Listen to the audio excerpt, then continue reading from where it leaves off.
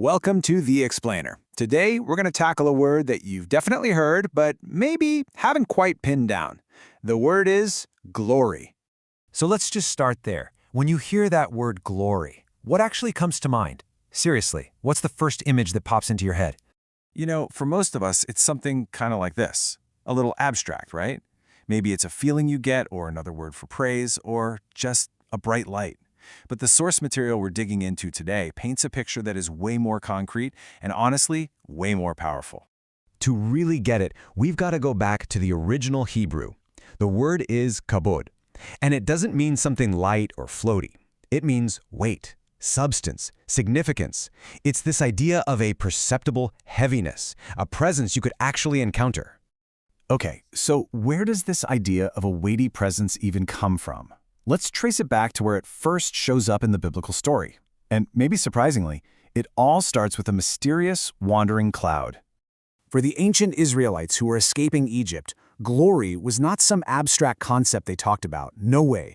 It was a physical reality. It was this pillar of cloud by day and fire by night that literally led them through the desert. It acted like a shield against their enemies. It was a constant, visible sign that God was right there, personally with them. And get this presence was so potent, so holy, that when it descended on Mount Sinai, the very ground became sacred. The mountain itself was set apart, consecrated, just because the glory was near. So, the crucial point here is that glory had a location, but it was on the move. And that leads us to the next big chapter in the story, where this wandering presence finally gets something like a home. First, it happens in this portable tent, the tabernacle, and then later in the huge temple in Jerusalem. This glory cloud takes up residence, and the descriptions of its arrival are just overwhelming. We're talking about a presence so dense, so heavy, that at one point Moses can't even get into the tent, and later the priests literally can't even stand up. These buildings basically became the intersection of heaven and earth. But then, the story takes a dark turn. The prophets start describing the glory physically leaving the temple as a sign of judgment, and this creates this massive, gaping hole in the story. If God's visible presence is gone, where is it now? So, the glory is gone from the temple. The story feels kind of broken, doesn't it? There's this massive problem. Well, let's jump over to the New Testament, because this problem actually sets up what might be the most radical plot twist in the whole story. For hundreds of years, the pattern was clear. The weighty presence of God, His glory, was located in a specific physical place, a cloud, a tent, a stone building. But then, it all gets flipped on its head. The story takes this hard turn, introducing the idea that glory doesn't need a building anymore, because its location is about to shift in a huge way. This is the idea of the incarnation. The central claim here is that the very same kabod, that heavy, substantial presence that once filled the temple, has now taken up residence in a person, Jesus. Now, what's so cool is how that glory gets revealed. It all comes to a head in this dramatic moment on a mountaintop, an event known as the Transfiguration. And the location is absolutely key. Jesus doesn't go to a holy place like the temple. He takes his disciples to the region of Mount Hermon, a place that was known as a hotbed of spiritual rebellion. It was associated with rival gods, with dark history.